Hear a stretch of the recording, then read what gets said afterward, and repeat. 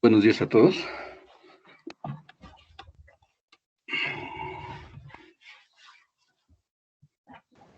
Buenos días.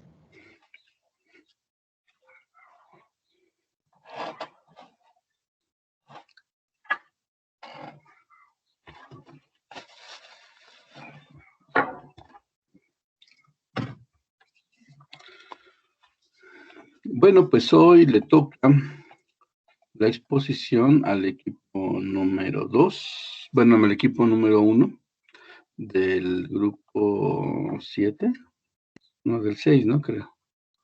A ver, ahorita aquí lo tengo. Desarrollo rural, temas de exposición, aquí está. Sí, profe, nos toca a nosotros, el equipo de Ismael. De Ismael, exactamente. Gracias, Ismael. ¿Ya están Yo listos? soy Armando, pero bueno. Perdón. Gracias, Armando. Es que como estoy abriendo acá, no veo quién está al habla, discúlpeme. No se preocupe. Ok, el modelo de acumulación y sus fases históricas. Ok, entonces, cuando estén listos, pues ya nada más me dicen que tengo que liberarlos a ustedes, tengo que decirles quiénes son, ¿verdad? A ver, permítame tantito. Tengo que darles el acceso. A ver, me voy al equipo. Y una vez ahorita me dicen el nombre, ¿no? Por favor. Se me olvidó hacer eso. A ver, equipo. Me voy a desarrollo sustentable, administrar equipo. La vez pasada le di la apertura más agua. Convertimos a propietario Andrea. Edgar Perea. No, a ese sí lo dejo. Lo convierto en miembro. Ok. No sean malos. ¿Me puedes decir el nombre de tu equipo, de los miembros de tu equipo para agregarlos como propietarios y puedan modificar cosas? Por favor. Sí, sería Yuriliana Hernández Gaspar. Gaspar. A ver, déjame ver. Yuriliana, ¿verdad? Sí, Yuriliana Hernández Gaspar. Perfecto. Convertida en miembro. ¿Quién más? Ordóñez Temotli Neyel. A ver, déjame ver. Reyes, Fernández, Javier, Noel, Edgar, Raimundo, Israel, Francés, Lemus, Pablo, Zavala, Patricia, Daniel. Levantó la manita Neyel. Lo que pasa es que estoy en... ¿Cómo ya. se llama? Estoy en otra parte del Teams, estoy donde puedo agregarlos. Como propietarios. Entonces, otra vez dame el nombre porque se me olvidó. Neyel. Neyel. ¿Y su apellido? Perdón. Ordóñez. ¿Ordóñez? Ordóñez de... Ajá. Ok. Masagua, Julio, Víctor, Matilde, Snaida, Abigail, Sara, Herminio, Liliana, Andrea, Martínez, Rodríguez, Alfredo, Santiago, Reyes, Fernando, Modesto, Neyel Ordóñez, aquí estás. ¿Quién más? Ismael Fernando. Ismael Fernando.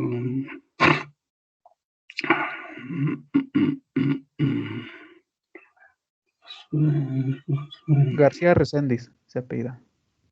García Reséndiz. Ismael Fernando, que ya lo encontré. ¿Quién más? Y yo, José Armando Lemos. José Armando Lemos, de Jesús Solís Vega, Delin, Fernández, Graciela, Pérez, Josué Natano, ¿verdad?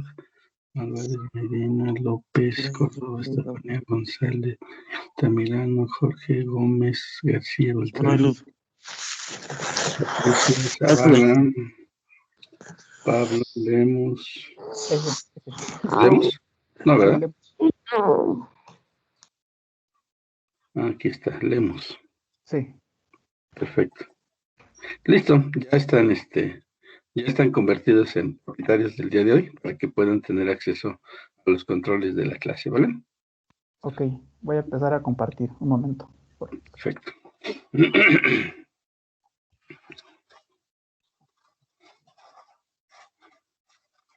Oye, José Armando, ¿tú fuiste mi alumno en la prepa? ¿O en No. prope? No, ¿verdad? No, Me dio clase el profe Ocampo. Ah, Jorge Ocampo. Sí. Ok. Es que ahorita que vi tu fotografía, te me hiciste conocido, pero no, tienes razón. Ajá. ¿Ya se ve la presentación? Ya se ve. Ok, a ver si no se traba porque también mi hermano está tomando clase. Ah, ok. Estamos ocupando el internet todos. Ujú. Si hubiera esa situación, me mandas o sube la presentación a a los archivo general, que es donde vamos a colocarlo de todos modos y yo lo podría presentar en caso de que fuera necesario, ¿vale? Ok, va. Vale, dale. Bueno, compañero, nosotros somos el equipo 1 del sexto 6 y vamos a presentar el tema, el modelo de acumulación y sus fases históricas, liberalismo, New Deal y neoliberalismo. Ahora le cedo la palabra a mi compañero Isma. Hola compañeros, buenos días. Pues bueno, soy Ismael y para entender este tema vamos a empezar hablando acerca del modelo de producción. Hablar del modelo de producción es un poco abstracto porque no hay como una definición concreta de esto. Para entenderlo podemos empezar a partir de la decisión de los conceptos de economía y política, que a pesar de que estos dos conceptos de economía y política están escindidos pues, incluso desde los procesos de producción entre la sociedad, muchos autores hacen crítica de que no deberían de estarlo porque al final solamente se tienen que tomar como dos partes de un solo, pues de un solo concepto, digámoslo así, para entenderlo mejor. Sí, Eh, dos aspectos de la misma realidad. sí, Ujú. mejor dicho así. Ajá, exacto. Eh, entonces, esto nos lleva a que el capitalismo ha producido una decisión entre la esfera económica y la política. Dicha separación fue posible debido a que, por primera vez en la historia, la extracción del excedente de producción se da por medios predominantemente económicos. Eh, la siguiente, por favor, Armando. Bueno, esta decisión se dio o se marcó o se dio a partir de la revolución marginal que, que fue como lo que lo que terminó con la economía clásica a finales del siglo XIX, me parece.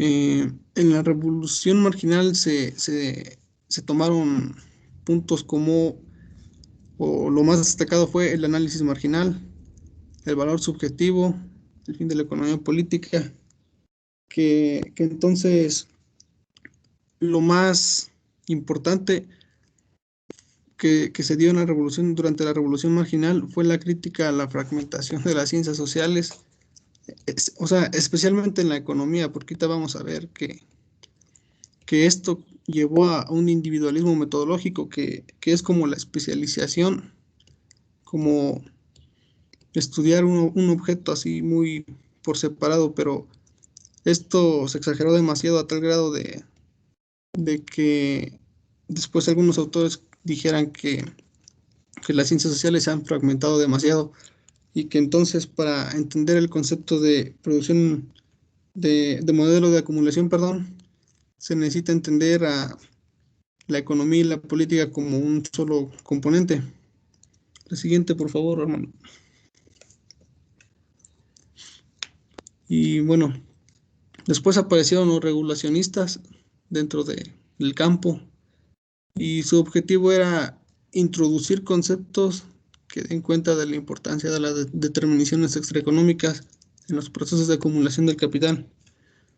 Esto es, pues, muy importante porque los regulacionistas son como veían que debía de intervenir un poquito como existir políticas para, para favorecer esta como economía micro, por decirlo así. Y Otro objetivo era evitar o bien minimizar las tendencias hacia el desequilibrio que intrínsecamente posee el sistema capitalista por medio de estas políticas que se tienen que dar.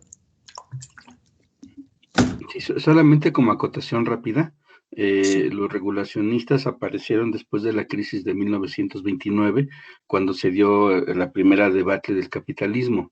En 1929, toda una crisis bancaria e inmobiliaria llevó a que prácticamente infinidad de empresas cerraran y se declararan prácticamente en quiebra. Entonces, lo que hicieron los regulacionistas fue decir, señores, el sistema no sirve. Eso de que el mercado se autorregula y tiene sus propios procesos internos y se sana automáticamente, dices falso. Entonces tiene que participar, tiene que regular, el Estado tiene que regular ciertas condiciones de la economía para que no caiga en este tipo de experiencias. Entonces es bien importante, como dice el compañero, esta posición de los regulacionistas. Pero adelante, nada más es así como para acotar un poquito. Sí, sí, muchas gracias, profesor. Era importante aclarar eso, de hecho. Y bueno, algunos intentos más difundidos han sido los de la llamada Escuela Francesa de la Regulación y la Escuela Norteamericana de la Estructura de Acumulación Social. Si bien presentan diferencias, en ambos casos el régimen social de acumulación se refiere a un conjunto complejo de instituciones y prácticas que inciden en el proceso de acumulación de capital, o dicho en otras palabras, la actividad microeconómica que procura la generación de ganancias. Y bueno, ahora vamos a entrar un poquito más a formarnos un concepto del modelo de acumulación. Pues a pesar de la tendencia del capital es hacia la igualación de tasas de ganancia y a la conformación de precios internacionales de producción, los modelos de acumulación vigentes en los distintos espacios nacionales no se encuentran determinados por las condiciones dominantes en el mercado mundial, porque al final vamos a ver que el perfil de especialización y de inserción en el mercado mundial, así como las relaciones de fuerza entre las distintas clases sociales y fracciones de clase, y también el carácter de las políticas públicas, no solo las económicas, eh, condicionan el modelo de acumulación. Entonces, el modelo de acumulación se da o intervienen mucho las condiciones internas de un país o de las políticas, así como del funcionamiento o estructura de la sociedad, de su sociedad. Eh, ¿Le cambias, por favor, Armando?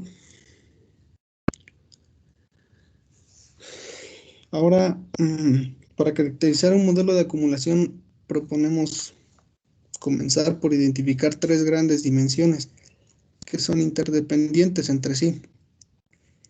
El primero es el patrón de reproducción del capital predominante. Entonces, pues a partir del entender el patrón de reproducción del capital predominante es que se pueden identificar los distintos tipos de bienes producidos dentro pues de este país, por verlo así, de este estado.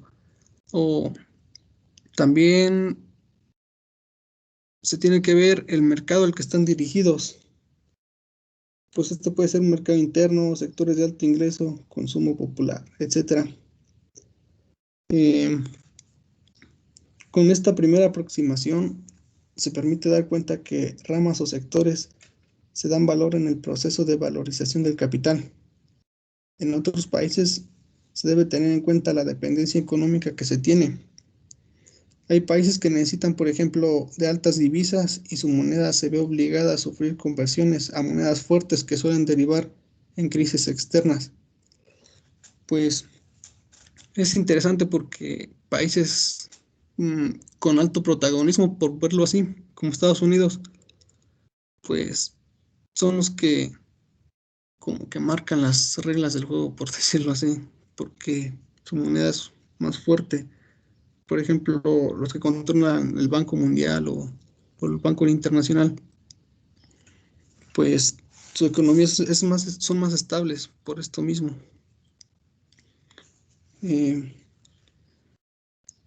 Pues bueno, el segundo es el papel que cumple el Estado.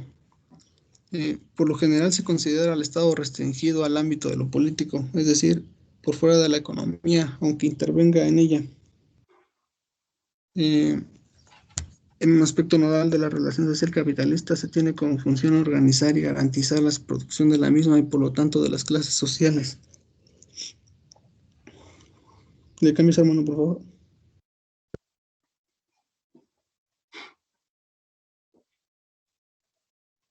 Bueno, ello se debe a la mencionada separación de esferas de la sociedad capitalista, en las cuales por lo general el poder político no es controlado directamente por la clase dominante. Esto por cuanto la aproximación del excedente no se basa directamente en la capacidad coercitiva del Estado, sino que se da por medios principalmente económicos, como ya lo dijimos hace rato. Y por último, la tercera característica que nos puede ayudar a caracterizar este modelo de producción son las relaciones de fuerza entre clases y fracciones de clase. Hay un concepto que es central para poder identificar tanto la forma de Estado como los límites y los alcances de determinación. Patrón de reproducción de capital es el bloque en el poder. Pues el bloque en el poder es más bien como ese pequeño grupo social de la clase social dominante. Vamos a ver que, bueno, que el capitalismo es como un círculo vicioso, o no sé cómo decirlo correctamente, en el que crea sus propias políticas a partir de la clase dominante para verse favorecido o para cumplir con sus propósitos económicos. Entonces, así funciona el Estado capitalista. Crea sus propias políticas, digamos que para favorecerse a sí mismos, sin perder de vista el objetivo de sacar políticas que también favorezcan al sector social. Y de esta manera se cumplan sus propios objetivos, pero van intrínsecamente dentro de las políticas que van saliendo dentro del Estado. Sí, miren, así rápidamente, estas tres características, a ver, lo regreses tantito nada más para colocarlas otra vez ahí está, el patrón de producción del capital predominante. Esto es la esfera económica, básicamente. ¿Cómo se va a generar los procesos de reproducción de capital? Esa es una de las preocupaciones centrales prácticamente de todo el sistema. El sistema no le interesa dar paso a otras formas de reproducción de capital, sino más bien generar mecanismos regulatorios, más bien mecanismos homogéneos de esta reproducción. Lo que sí es cierto es que estos patrones de reproducción del capital han cambiado. A veces eso es lo que de algún modo le da sentido a las nuevas fases importantes. Y no se puede olvidar el papel del Estado, porque el Estado finalmente es el agente que va a regular los procesos legales en donde el capital puede existir, ¿sí? Es decir, para que el capital exista, para que el mercado exista, necesita forzosamente del Estado, pero no para participar o regular, sino para establecer precisamente los mecanismos legales que le convengan al mercado. Por eso es que es bien importante la cuestión del Estado y sus diferentes niveles de participación. De hecho, al ratito cuando nos hablen acerca de lo que es el liberalismo, el New Deal y el neoliberalismo, vamos a ver cómo se va a ampliar o se va a restringir el papel del Estado. Y finalmente, la otra, por favor. La tercera. La relación de fuerza entre clases y fracciones de clase. Hay algunos autores en sociología, que hablan de élites de poder, ¿sí? Y lo que ocurre en estos bloques, que unidades de bloque en el poder, que es lo que nos plantea ahorita el compañero, en realidad es la estructura básica de cómo funciona el modelo de reproducción. Digo, hay sectores económicamente favorecidos. Yo les comentaba, no sé si les comentaba, que tan solo Walmart en el año de 2010 logró un ingreso neto equivalente al Producto Interno Bruto de Francia y de Suecia, como países, imagínense esos dos entidades públicas, este, tuvieron menos crecimiento económico que Walmart, ¿no? Por ejemplo. Entonces, con ese capital, es decir, con esa fuerza, con ese desarrollo económico, son capaces de incidir en las políticas de Estado, pero siempre van a chocar con esta parte, precisamente la fuerza que tienen las clases y las fracciones de clase. Lo que nosotros hasta ahorita hemos visto es precisamente un desarrollo de élites, políticas y económicas, que son las que controlan el sistema político y económico. Pensemos en Slim, ¿no? Slim es parte de esa élite de poder. Pero no solamente él. En México tenemos por lo menos 10 de los grandes multimillonarios a nivel mundial que están tomando el control de muchas cosas en la esfera del Estado. Pero bueno, lo seguimos platicando. Adelante. Sí, profesor, muchas gracias. Pues, bueno, según Paul Lanzas, el bloque en el poder es más que una simple alianza entre distintas fracciones, en tanto está constituido por una unidad específica de fracciones de la clase dominante que participan en la dominación política en relación con una forma particular de Estado capitalista. La forma de Estado correspondiente al bloque en el poder es el que establece los límites del régimen político. Pues bueno, es como lo comentaba usted, profesor. Y pues para ir amarrando este concepto, en definitiva, un modelo de acumulación debe ser comprendido en sus aspectos económicos, sociales y políticos, es decir, por la estructura económica y social y las luchas políticas y sociales que se fueron conformando esa estructura. Es decir, que, o sea, en este sentido, un modelo de acumulación quedaría delimitado a partir de la conformación del bloque dominante, en una determinada fase del desarrollo capitalista, pues, que define, no sin conflictos y disputas, la forma de propiedad predominante. Pues, en conclusión, hay que ver el modo de producción no como un concepto que puede ser, o pues sí, que puede ser aplicadas estas tres caracterizaciones para caracterizar, como vaya la redundancia, un modelo de acumulación, como si fuera pues una fórmula así infalible, sino que hay que tomar siempre en cuenta la organización social, el Estado y las clases bueno, las clases y fracciones de clase también. La siguiente, por favor, Armando.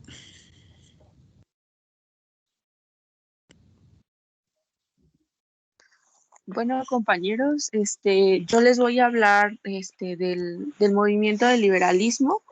Y pues el liberalismo, ¿no? Se define como un pensamiento liberal, es una doctrina de filosofía política cuyo aspecto fundamental es la defensa de la libertad individual y de las iniciativas privadas.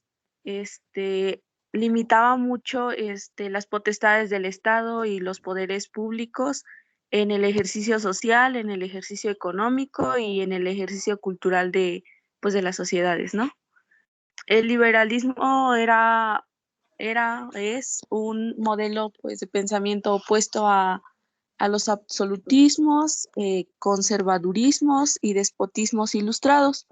Eh, Dependiendo de las libertades civiles y económicas como fundamento del Estado de Derecho y pues del pacto de convivencia social.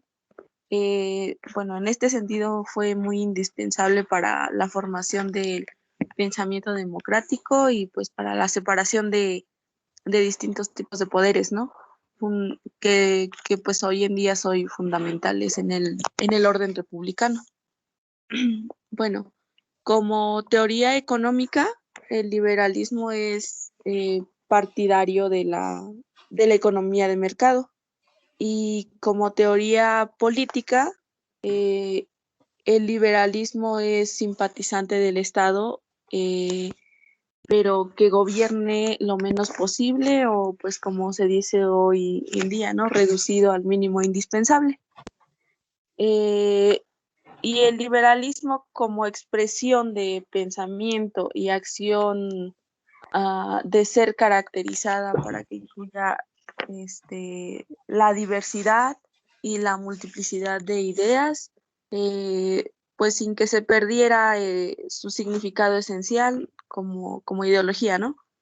Y bueno, esta ideología nace inspirada en el individualismo y, pues tiene sus raíces en la Reforma Protestante del siglo XVI, en las reformas inglesas del siglo XVII, que sucedió en el 1648 y en el 1688, las cuales reivindicaban las libertades de los ingleses contra el absolutismo de los reyes. Y también en la reforma, y en las ideas de los pensadores del siglo XVII y del siglo XVIII, como Adam Smith, John Locke, Jean Baptiste Say, Tomás Malthus, David Ricardo y Immanuel Kant. Y bueno, ¿no? La reforma protestante pues era, permite las manifestaciones de libertad humana pues en sus diversas manifestaciones, ¿no? Y bueno, algunas de las ideas de los pensadores de estos siglos, bueno, en el caso de Locke, en su ensayo sobre el gobierno civil, pues nos dice, ¿no? Que la voluntad de los ciudadanos es el origen del gobierno político y no pues el derecho de los monarcas.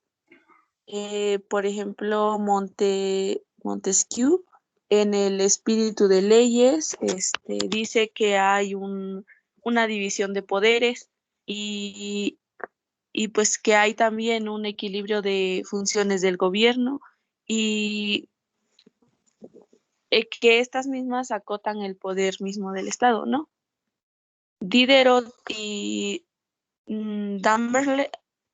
D'Alembert publican en la enciclopedia,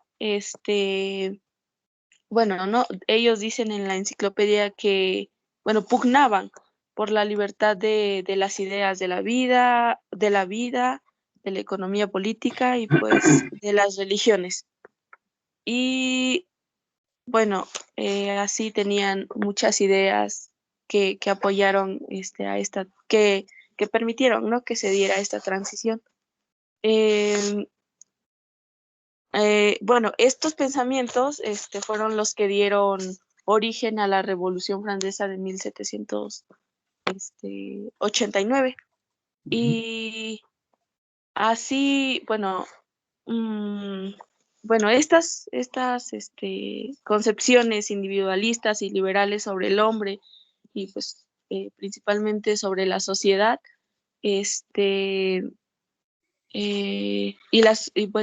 también las constituciones políticas que fundamentaban el Estado democrático centrado en la soberanía popular y en la igualdad de los ciudadanos.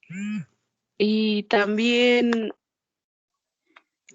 parece que el surgimiento del Estado-Nación se realiza en el siglo XVI, cuando se dan condiciones propicias y también grandes descubrimientos geográficos y científicos y se consolidaba como la construcción cultural, ¿no? De la nacionalidad, con su principal atributo. Y la soberanía con la fuente de poder político en los siglos XVII y en los siglos XVIII, cuando el Estado-nación de Europa delimitaban su poder contra las presiones de poder de monarquía, y con el caso de Francia, bueno, que es la Revolución Francesa, ¿no? Y ahora vamos a hablar, bueno, esto, sí, esa. De lo que hablé, pues es tantito como de la introducción, ¿no? Y pues el movimiento del liberalismo, pues se divide como en tres ramas, que es el aspecto bueno, el liberalismo económico, el liberalismo social y el liberalismo político. Eh, Vamos a hablar tantito del liberalismo económico. Eh, este movimiento, bueno, era muy reconocida una frase que está en latín, de Jean-Baptiste Colbert, que decía que, bueno, en sí dice, dejar hacer y dejar pasar, el mundo marcha por mismo. Como base bueno, teniendo como base esta frase, Adam Smith y David Ricardo y Thomas Robert Malthus proponen el desarrollo económico basado en el libre mercado. Y bueno, por ejemplo, ¿no? Para Smith, los hombres y la sociedad pues estaban sujetas a las leyes naturales, es decir, que eh, que el hombre apela no a un sentido humanitario, sino a una autoestimación por sus propios intereses. Estaba leyendo un ejemplo así que ilustraba muy bien que pues que era, ¿no? Que no era la benevolencia del carnicero, del cervecero o del panadero o del agricultor por la cual esperábamos nuestra comida, era porque él tenía la necesidad de de necesidad económica, ¿no? Y bueno, para el mismo Smith, estas valoraciones y normas éticas pues se fundamentan en la experiencia de la interacción humana y surgen como un derivado intelectual y sensible de la simpatía, la empatía y la compasión humana. Hay una teoría que está desarrollada por John Smith y que conecta a la naturaleza humana con las políticas públicas. Y en esta pues sostiene que los individuos somos egoístas por naturaleza y que somos motivados por perseguir aquellas actividades económicas que sirven solo para nuestro interés. Y bueno, no, muchos economistas de esa época también enfatizaban pues en las acciones de autointerés de los agentes económicos y pues la guía del propio interés, ¿no? Y bueno, esta naturaleza egoísta del ser humano, pues que cada vez lo motiva a un deseo creciente e imparable de consumo de bienes y servicios, ¿no? Y, y pues en eso se basa el capitalismo, que lo alienta pues para hacerse más fuerte, ¿no? Bueno, eh, am, bueno, la globalización, como teoría surge con los campos de Adam Smith y también, bueno, en el caso de David Ricardo, nos habla de las ventajas comparativas y la interpretación moderna del modelo de Hecher-Ohlin, que habla del comercio internacional y establece las diferencias en las ventajas comparativas de la producción de diferentes mercancías. Y, y también nos habla de las ventajas comparativas de las naciones y que expresa la habilidad de estas para adquirir, organizar, almacenar y diseminar la información mediante procesos de tecnología, ¿no? Y de información y de comunicación. Ahora, bueno, vamos a hablar bueno, en general, las características del liberalismo, pues que que pues que el liberalismo era la defensa de la libertad individual sobre todas las cosas. O sea, primero el hombre y sus derechos sobre todo. Y estaba el principio de igualdad ante, ante la ley, estaba la defensa de la propiedad privada, la libertad de culto, la división, la división total de poderes, la defensa de la tolerancia y el establecimiento de los códigos, ay, de los códigos civiles. Ok. Ujú. Ajá.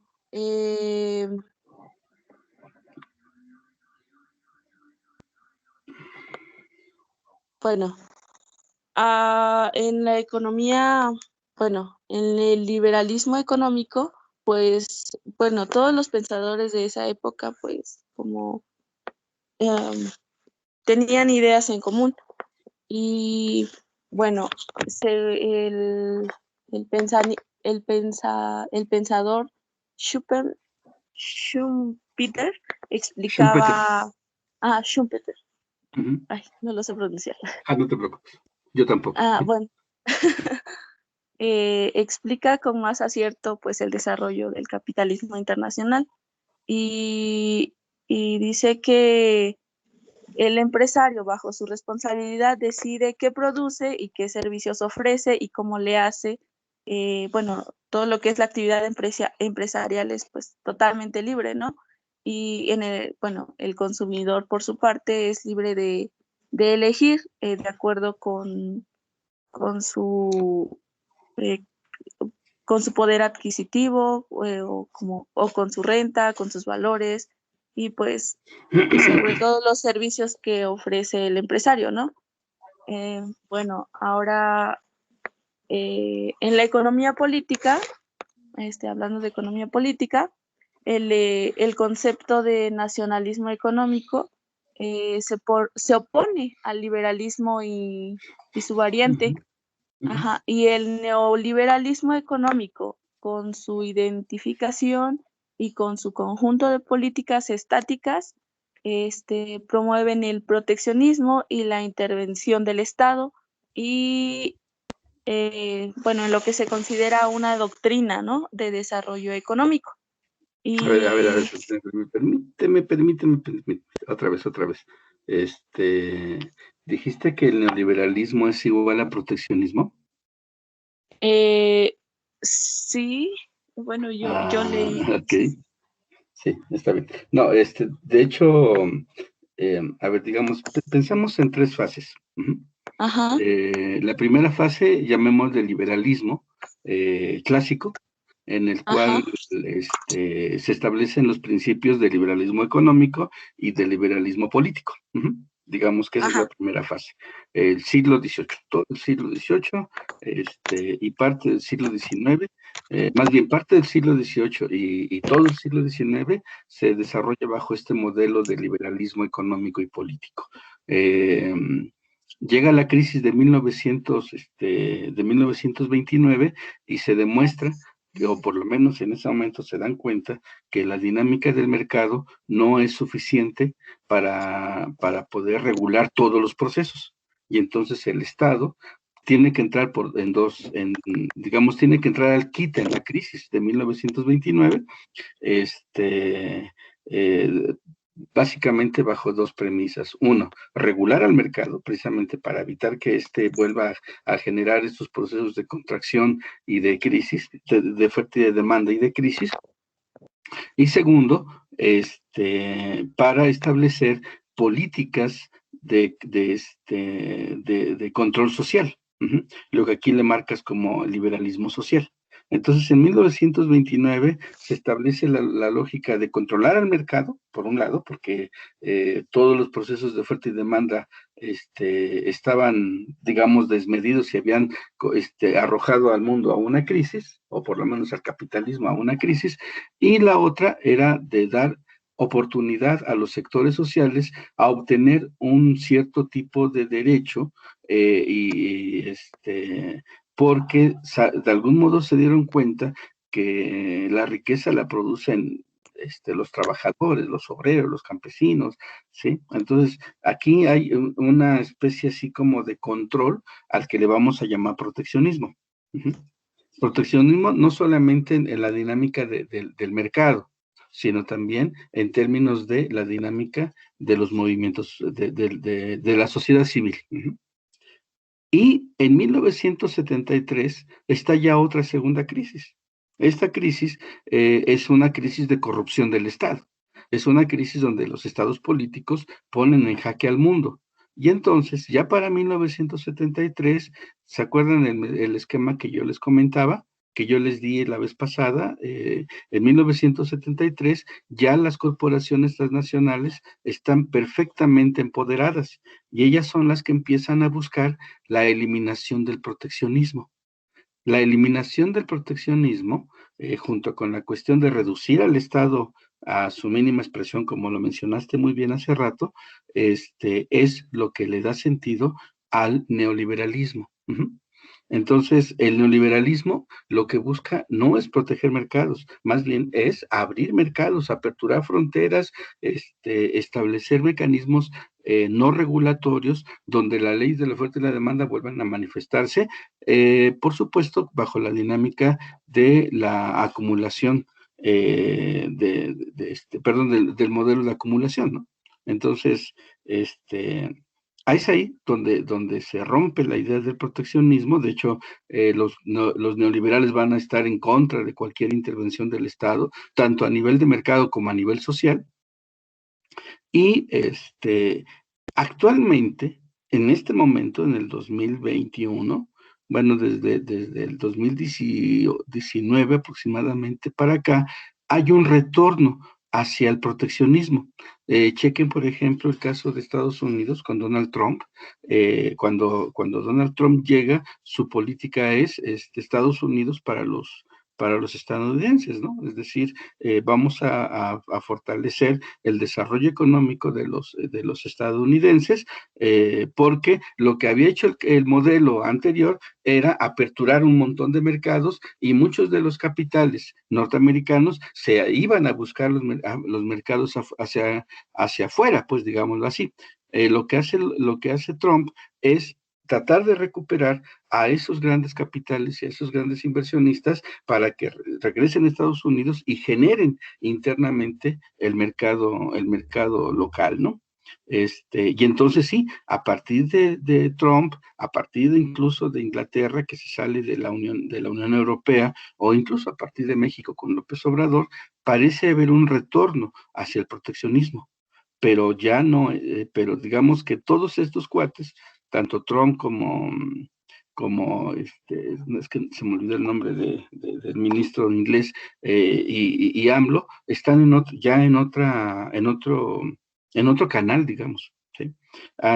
Ya no están en el canal del neoliberalismo. De hecho, incluso si ustedes escuchan los discursos de Trump, de López Obrador, todavía es anti-neoliberal, ¿no? O sea, él dice que todas las culpas de toda la pobreza y la miseria en México son las políticas neoliberales y los gobiernos neoliberales. Bueno, esta pequeña acotación solamente para clarificar ese concepto. La idea del proteccionismo es una idea del New Deal o del Estado benefactor, como también lo mencionaste, que se da históricamente entre la crisis de 1929 y la crisis de 1973, ¿vale? Sí, profe, gracias. Sí, Y bueno, es nada más una pequeña acotación, ¿eh? No es nada grave. bueno, bueno, ya hablando ahora sí que de proteccionismo y pues, lo que es la intervención pues del Estado, ¿no? En lo que se consideraba como una doctrina pues, de desarrollo económico. Bueno, en esto se consideraba como, pues como una doctrina, ¿no? De desarrollo económico en donde las actividades eh, económicas se subordinan pues, a metas principalmente de desarrollo del Estado. Y pues en consecuencia de esto, el nacionalismo económico connota un conjunto de prácticas que para el liberalismo económico y el neoliberalismo pues no eran éticas y bueno, que eran acciones caducas, obsoletas, que pues, ahora sí que no modernas, ¿no? Para, para ese tiempo. Y pues de aquí surge, bueno, el movimiento del New Deal. Eh, bueno, aquí tiene, bueno, el liberalismo es el antecedente de esto, ¿no? Y pues el liberalismo fue una transición muy fuerte y pues, como dije hace rato, como mencioné hace rato, la Revolución Francesa, pues lo que se postuló ahí, por lo que se peleaba ahí, pues aún tiene vigencia en nuestros días, ¿no? Y así pasamos a lo que es el New Deal y les cedo la palabra a Miguel. Hola a todos. Hola. Buenos días. Yo les voy a hablar acerca del New Deal. ¿Le puedes pasar, Armando? Para hablar del New Deal, pues nosotros, como ya lo mencionaba el profe y mi compañera, tendríamos que hablar de la Gran Depresión que ocurrió en el año de 1929. Se dice que después de la Primera Guerra Mundial, las potencias europeas atravesaban por una crisis económica muy fuerte causada precisamente por la Primera Guerra Mundial. Se dice que en el año de 1924 la economía estadounidense vivía en plena era de la prosperidad por lo mismo de la guerra que estaba en Europa y que se había acrecentado durante 3 años seguidos. Entonces Estados Unidos fue el principal proveedor de un mercado casi ilimitado. En ese entonces la capacidad industrial de Estados Unidos también había aumentado considerablemente y su agricultura estaba progresando. La capacidad industrial había aumentado debido a la guerra industrial, también a la implementación del automóvil, y se dice que Estados Unidos exportaba a muchas partes del mundo. En el año de 1925, la actividad de la bolsa de Nueva York, Wall Street, había evolucionado también con esa prosperidad que se estaba viendo en Estados Unidos. Entonces, durante años esa bolsa no dejó de crecer y crecer, tanto así que ya no solo los expertos en la bolsa invertían en ella, sino que cualquier ciudadano invertía y generaba grandes ganancias y la bolsa subía y subía. Pero hubo como que una falsa confianza que se generó, entonces nació el acceso al crédito fácil. Todo mundo podía acceder a un crédito a una tasa de interés muy baja y iba e invertía en la bolsa de valores, pero se dice que llegaron a un punto de confianza en que 2/3 partes de las acciones se compraban con dinero prestado, lo que provocó también, bueno, con el tiempo se provocó un exceso de demanda, los valores crecían, se provocó una inflación de las acciones, terminando en un crack, las acciones bajaron, todas las personas iban a sacar su dinero de los bancos cierran, se pierden ahorros y pues, se entra en un proceso de crisis económica que no solo afectó a los Estados Unidos, sino también por consiguiente a todo el mundo. ¿Le puedes cambiarle, Mus? Aquí podemos ver un esquema de la crisis de 1929. El 24 de octubre se conoció como el Jueves Negro, en el que se cae la bolsa de los Estados Unidos. Aquí podemos ver cómo quiebran los bancos, quiebra la industria, quiebran los comercios, quiebran las actividades agrícolas. Existe una reducción de créditos, del consumo y de la producción. Se genera un ciclo de crisis, de quiebras, despidos, desempleos, bajo consumo, bajan los precios y disminuye la producción.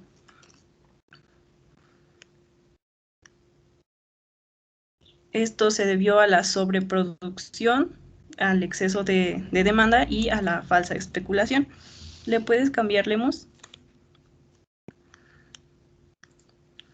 Ok. Como ya lo mencionaba hace rato mi compañera, el mundo económico anterior al crack del 29 reinaba sin tapujos el liberalismo económico, preconizado por el fundador de la ciencia económica, Adam Smith.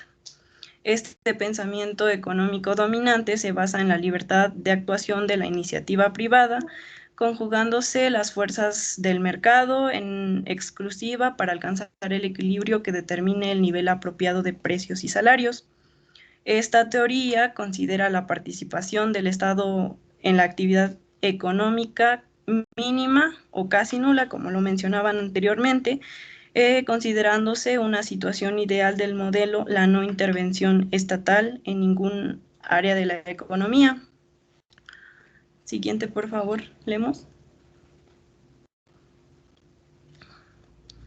Durante la crisis de 1929 teníamos al presidente Hawke al mando.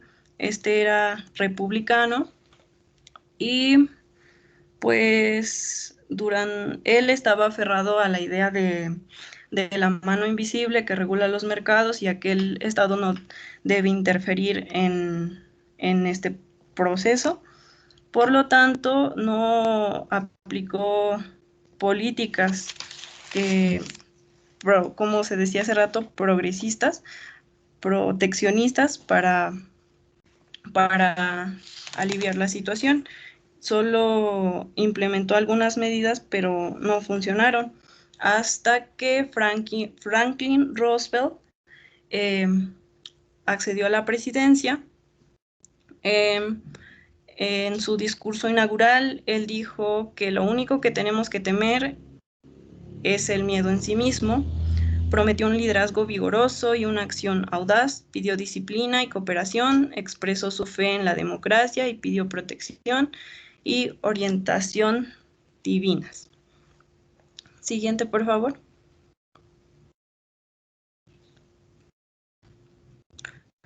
Como ya lo podemos ir anticipando, de acuerdo al discurso que acabo de mencionar, Roosevelt era una persona carismática que mostraba calidez y comprensión en las personas.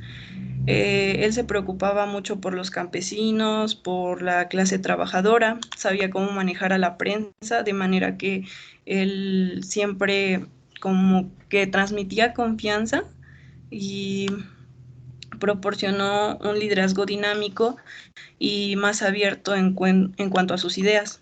Él estaba dispuesto a experimentar. Siguiente, por favor. Con la llegada de Roosevelt al poder en 1933, el Estado empezó a intervenir con una serie de medidas económicas, sociales y de puesta en marcha de servicios públicos que hasta entonces no se había dado, impensables, como ya lo hemos mencionado, antes del crack del 1929, y que hacen que este periodo tenga que luchar con la historia política y social, trascendiendo más allá de los Estados Unidos. Se dice que la política de Roosevelt que trajo Roosevelt estaba influenciada por el keynesianismo, que después de la Segunda Guerra Mundial pues impactó a varias naciones del mundo. Se dice que Keynes le escribe una carta redacta Roosevelt, en el que le dice que el objetivo era el incremento del producto y del empleo. Entonces, que el producto se destina a ser vendido y su volumen depende del poder de compra que le hace frente en el mercado. En esta etapa nos encontrábamos entre un exceso de producción y pues un bajo precio debido a las condiciones económicas en las que nos encontrábamos.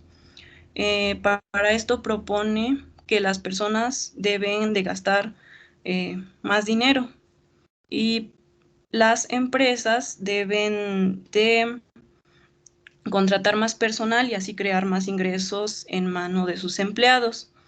Para ello, le propone a Roosevelt que la autoridad pública debe ser llamada a crear ingresos adicionales a través del gasto público.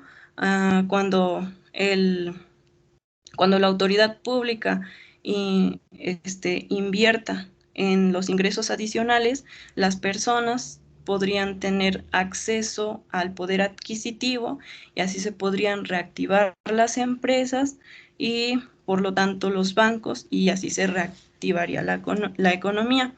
Como Roosevelt estaba más abierto a las ideas que podrían fortalecer la economía y no se apegaba mucho a las ideas del liberalismo, entonces en sus primeros 100 días establece algunas leyes que van de acuerdo a Keynes para pues reactivar la economía que estaba pasando por una grave crisis. Siguiente, por favor.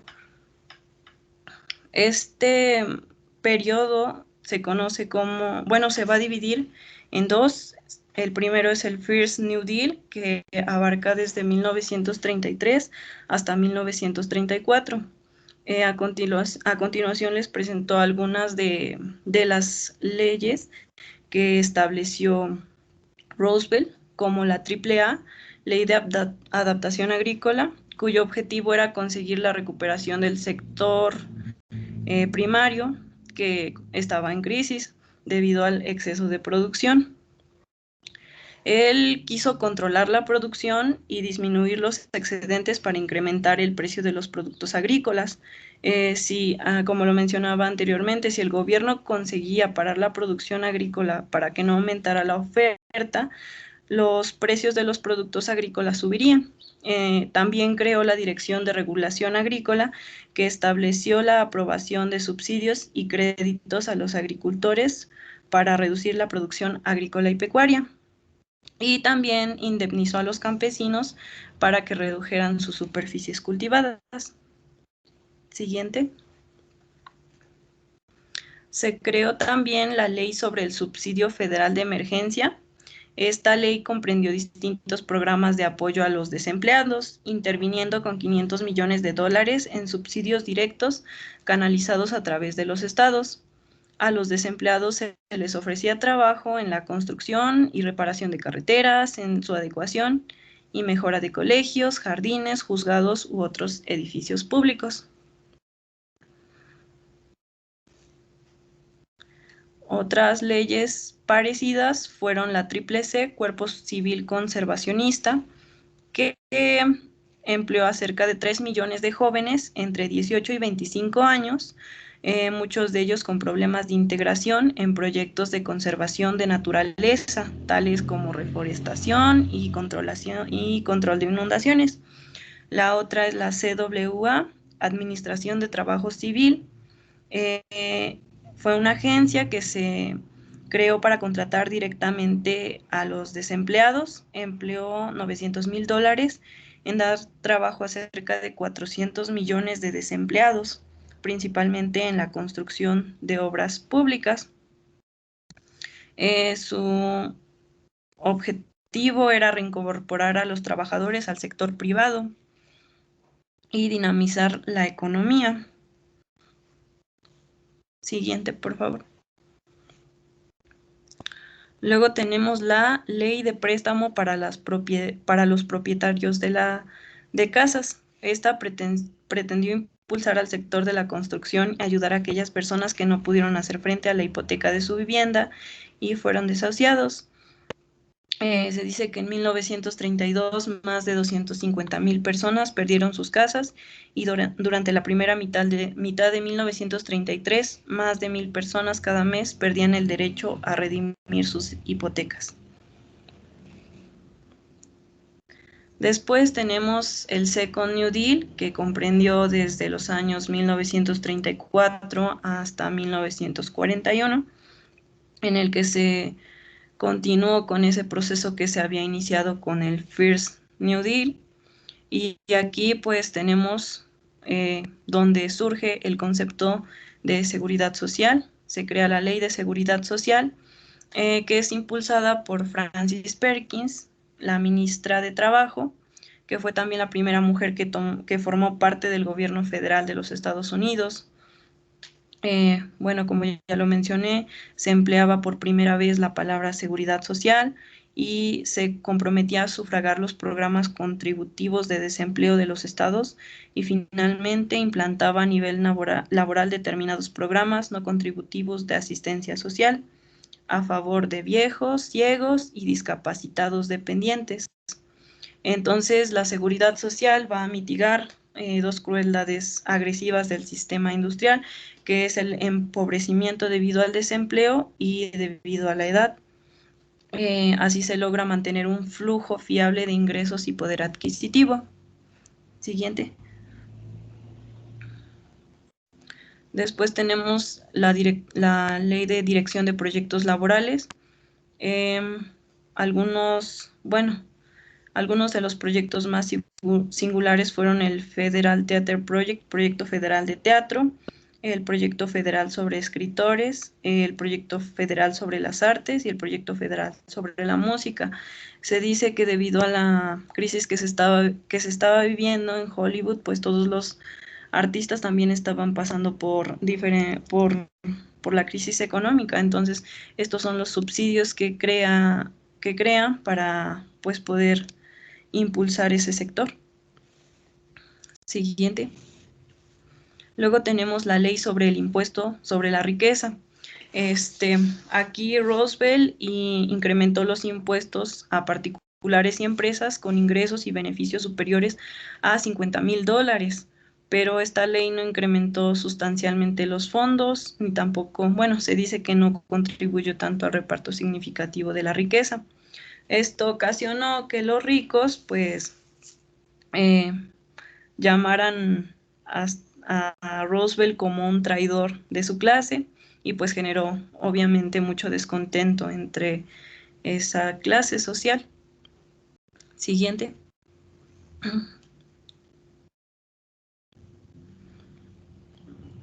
La anterior, por favor. Después tenemos la NRA, Ley Nacional de Relaciones Laborales, o más conocida como la Ley Warner, en honor a su promotor del Congreso, Robert Warner. Esta ley permite a los trabajadores crear y desarrollar sus propias organizaciones, la libertad para sindicarse, la negociación colectiva y el derecho a la huelga, pudiendo ser defendidos estos derechos ante los tribunales. Contempló la creación de la National Labor Relations Board, con potestad de negociar a favor de los trabajadores e impedir las malas prácticas por parte de los empresarios, como los sindicatos amarillos o las listas negras. En este contexto, pues se incrementa de forma llamativa tanto el número de trabajadores que se afiliaron a los sindicatos como las pujanzas que estos experimentaron hasta hoy. Siguiente. Y pues aquí, a manera de conclusión, el New Deal, con sus medidas económicas y sociales, pretendió hacer frente a las fracturas y problemas sociales derivados de la crisis. No fue una revolución, sino una reformulación o reforma del sistema capitalista y de la teoría clásica del liberalismo económico. Las medidas para hacer frente a la crisis fueron novedosas para la época, y se intentó hacer frente a la misma yéndose a raíz, poniendo límites a los causantes más directos de la misma, regulando al sector financiero. Se dice que estas políticas más o menos mantuvieron la economía, pero se dice que Estados Unidos se recuperó hasta que inició la Segunda Guerra Mundial, debido a que se estaban solicitando armas. Entonces fue ahí cuando Estados Unidos vuelve a recuperarse económicamente. Y eso sería todo por parte del New Deal. Continuamos con el neoliberalismo. ¿Qué tal, compañeros? ¿Siguen vivos? Sí. Bueno, un poco para que se ubiquen, todo esto que les hemos mencionado anteriormente. Seguimos despiertos. Lo último del liberalismo, todo esto se desarrolla en la primera mitad del siglo XX. Entonces se van así juntando todos estos temas. Bueno, a mí me toca hablar sobre el origen del liberalismo. Y pues, para que, antes de empezar, me gustaría señalar que el liberalismo no hay una definición precisa de ya que varía de acuerdo al lugar, el tiempo y las circunstancias donde se implemente. Y ahora sí, bueno, aclarando ese punto, pues ahora sí comenzamos. Se originó en los años 30 gracias a que había un mundo cambiante e industrializado, creando nuevas demandas y necesidades para la población y clases trabajadoras. Y pues, como sabemos, la segunda revolución industrial impulsada por el capitalismo, que era consecuencia del modelo liberal clásico, hizo que ciertos grupos de personas selectos generaran grandes riquezas. El movimiento neoliberal también se vio impulsado por las fallas del liberalismo clásico y por los fuertes movimientos colectivos que estaban teniendo alto auge, como era el comunismo y el fascismo, lo cual le causaba mucho miedo a toda esta gente que pues pertenecía al sector empresarial. Bueno, ¿qué incentivó pues la generación de un nuevo modelo económico como el neoliberalismo? Pues fueron los golpes que el modelo clásico del liberalismo le estaban dando. Ahora sí, en ese periodo de 1930 ya habían pasado varias cosas. Habían habido movilizaciones sociales de los sindicatos obreros, habían habido varias críticas, habían textos que señalaban la decadencia del liberalismo clásico. Estos indicaban la vida injusta, sin derecho, el trabajo infantil, la violencia y los crímenes que padecía la población.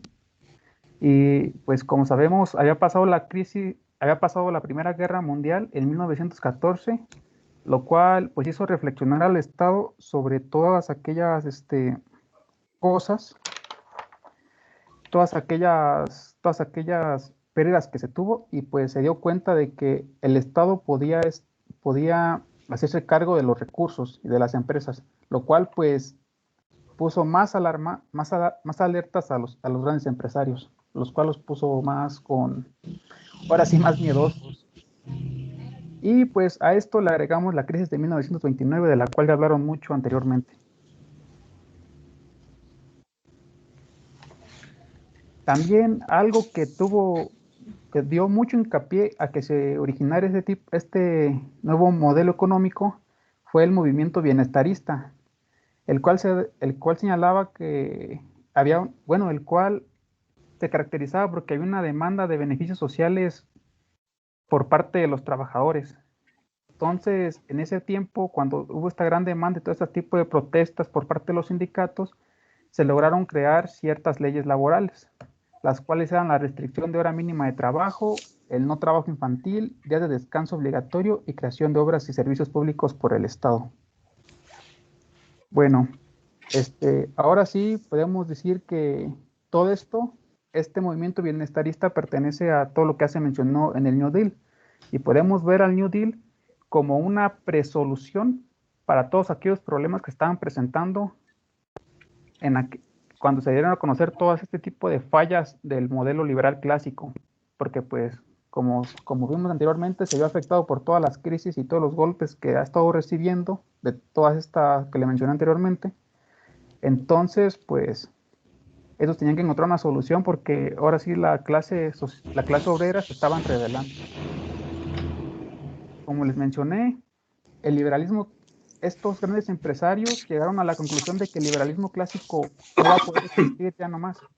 Entonces llegaron a la conclusión de que hay que garantizar, bueno, ellos resaltaron la necesidad de que hay que garantizar la existencia de la economía de mercado. Por lo tanto, en los años 30 se impulsa la reactivación de la economía con la implementación del New Deal, como mencioné anteriormente.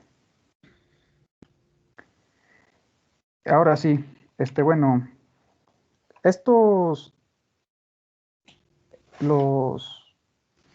perdón, el liberalismo clásico, todo esto podemos concluir como que el liberalismo clásico no va a poder existir, entonces pues esto convocó a que cierto grupo de políticos y empresarios se reunieran para poder darle solución a este problema. Estaban buscando una reforma del modelo liberal clásico, que consistía en transformarlo en algo nuevo y que fuera capaz de restaurar el deseo y la sociedad por el libre mercado y a su vez luchar contra todos aquellos movimientos colectivos, como lo era el comunismo y el fascismo. Entonces se dio el Congreso del Coloquio de Lippmann en 1938. Este se realizó entre el 26 y 30 de agosto. En este se buscaba establecer una nueva agenda para el liberalismo, es decir, se buscaba la defensa del libre mercado y del mecanismo de precios como la única manera eficiente de organizar la economía y de establecerlo como el único modelo compatible con la libertad individual, así como la única manera de crear un Estado de derecho con leyes estables e inalterables. A este coloquio, pues como les mencioné anteriormente, asistieron grandes personajes, tanto economistas como políticos. Entre ellos estaban Jacques Rueff, Louis Baudin, Raymond Aron, Ernest Messer, que eran franceses. Habían también alemanes, Wilhelm Rochet, Alexander Rostow. Habían australianos, Friedrich Hayek, Ludwig von Mises, el español José Castillejos, y Bruce Hopper y Walter Lippmann, que eran estadounidenses. Durante la plática, o sea, hubo varias ideas, pues, sobre cómo llamar a este movimiento y surgieron varios nombres, así que individualismo, liberalismo más positivo, algo así. Salían diversos nombres, pero pues no concordaban. Entonces, ahí en ese momento Alexander Rostow, el alemán, fue el que escogió el nombre de neoliberal y le daba un poco más así como que más presencia al nombre, ahora sí, por así decirlo, ya los separaba del liberalismo y tampoco le daba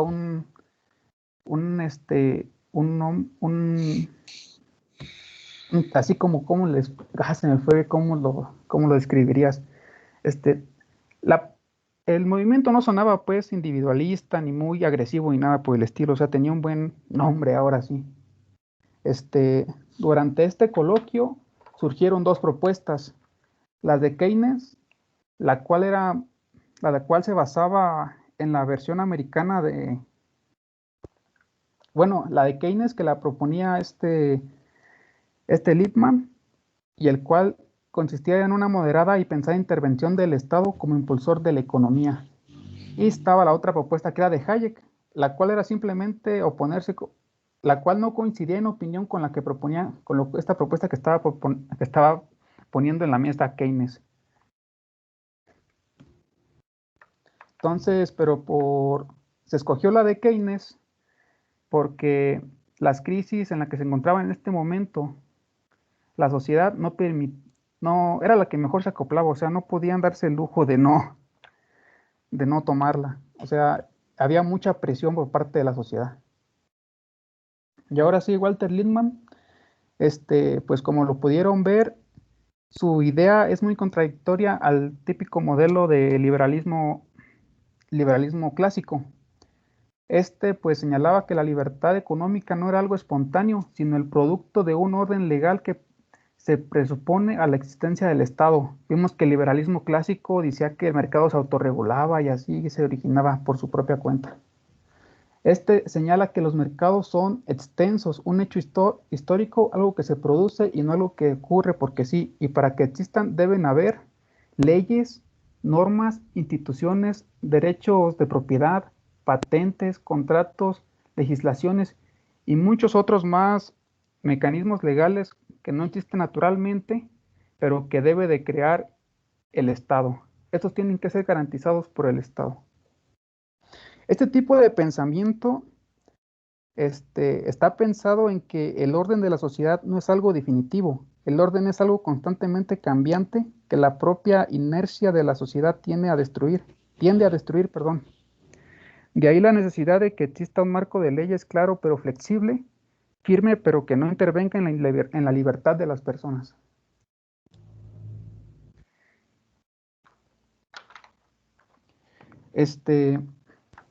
Pues ahora, como lo proponía, esto es una relación entre el mercado y el Estado. Ahora sí, el Estado provee las leyes que garantizan las operaciones de los mercados, que se trata de un mercado legal flexible que permita la libre competencia. Pero pues, ahora sí, como sabemos, pues hay ciertos intereses también. Entonces, algo que buscaban los grandes empresarios era que todo fuera legalmente moldeable para que los mercados pudieran actuar en la zona gris. La zona gris es aquella laguna legal que permite a las empresas pasar por aquello moralmente cuestionable, pero que son altamente redituables ese tipo de circunstancias. Ya que estos, bueno, los nuevos liberales creen que lo que hoy es correcto, mañana ya no lo será, y lo mismo al revés. De ahí la necesidad de que las leyes que marcan la pauta de hasta dónde debe llegar la libertad.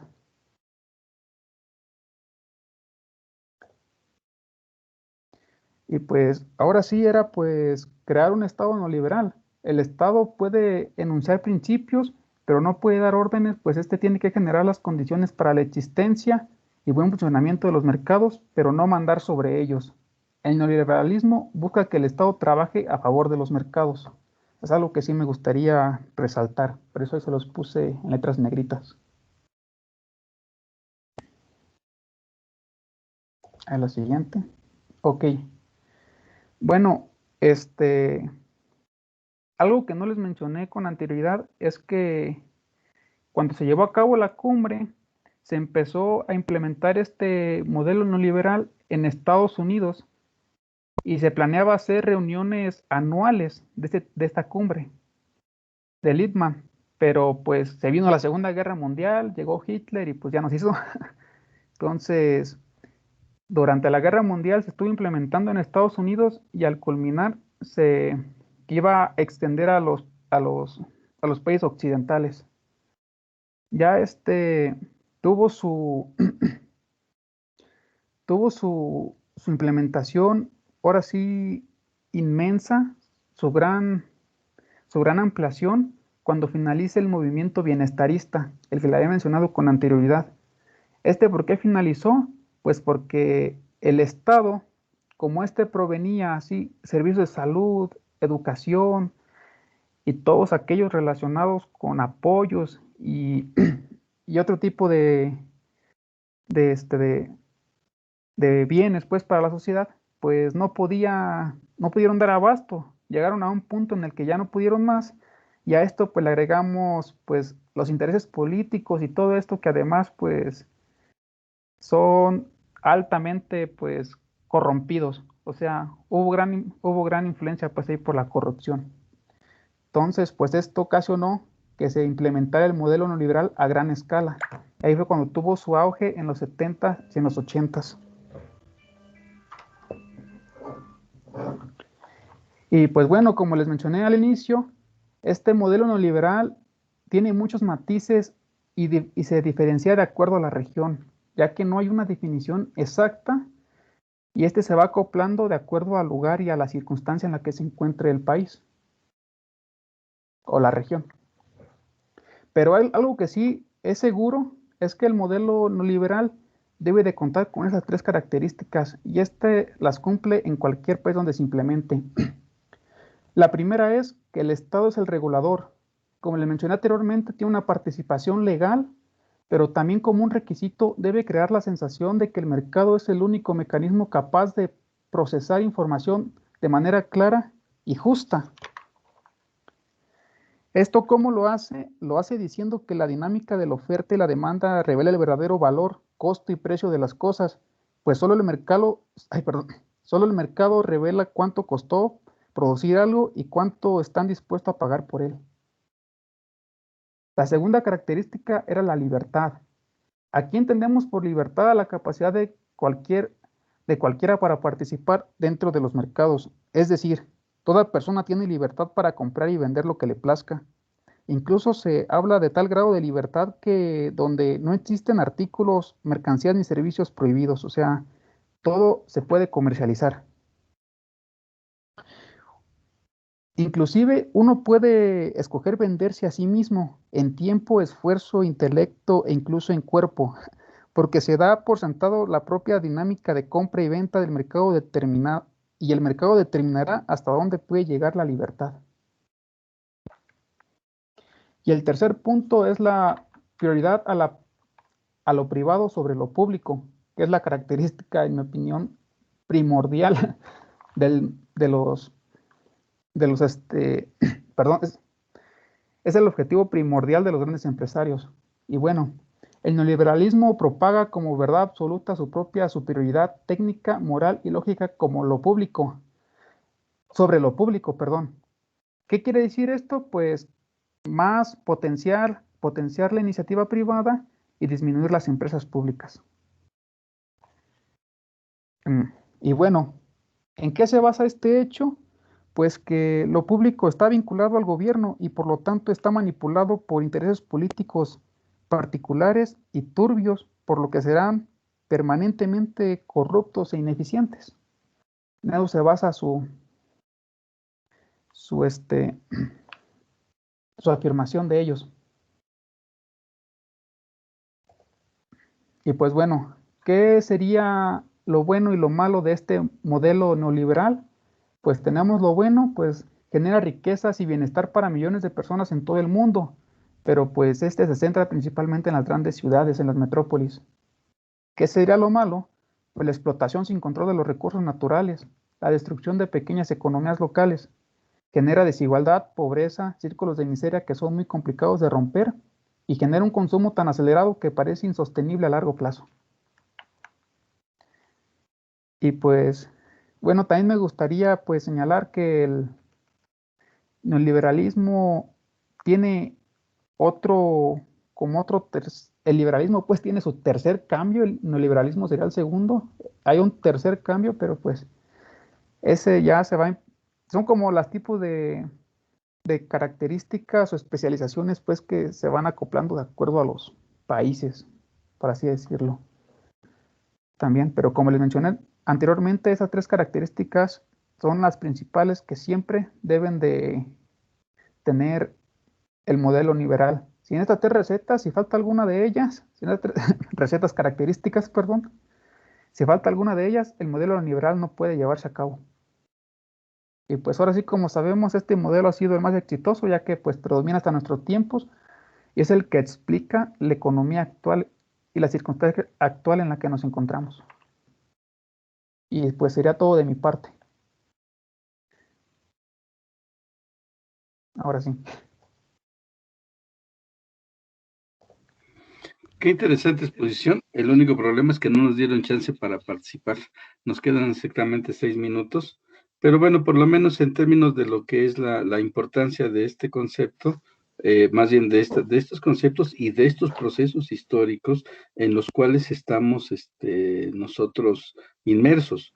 Todavía nosotros escuchamos al presidente mexicano hablar acerca de los grandes vicios que generó el neoliberalismo, las grandes brechas de pobreza que ha generado y en efecto, o sea, no es algo que se pueda negar. De hecho, pareciera ser más los los efectos perniciosos del neoliberalismo como modelo económico, que bien lo acaba de comentar el compañero, basado en la sobreexplotación de los recursos naturales, o lo que le llamamos también la revolución de las commodities, que eso es otro tema que vamos a estar revisando en breve. Aquí lo importante es que no perdamos de vista que detrás de los modelos económicos hay también una relación, una presencia en términos de los efectos ambientales, ¿no? Y bueno, la idea de que viéramos estos modelos es precisamente para ver cómo es que el modelo de acumulación de capital tiene también una importancia fundamental en los procesos del desequilibrio ambiental. Pero bueno, ni modo, vamos a dejarlo aquí. Nos vemos el próximo jueves con la siguiente exposición. Nada más sí les pediría a los equipos subsiguientes que nos den chancecita, ¿no? O sea, que nos traten de regular su exposición para que podamos entrarle todos los demás a las preguntas, a la discusión y a los comentarios, ¿no? Bueno, y otra situación, así como ahorita hoy fui haciendo acotaciones, bueno, siempre lo voy a hacer, o sea, siempre estoy atento a sus exposiciones para que podamos ir redirigiendo los conceptos o haciendo aclaraciones que permitan profundizar un poco más esta dinámica. Bueno, pues cuídense mucho, nos vemos el jueves. Nos escuchamos el jueves.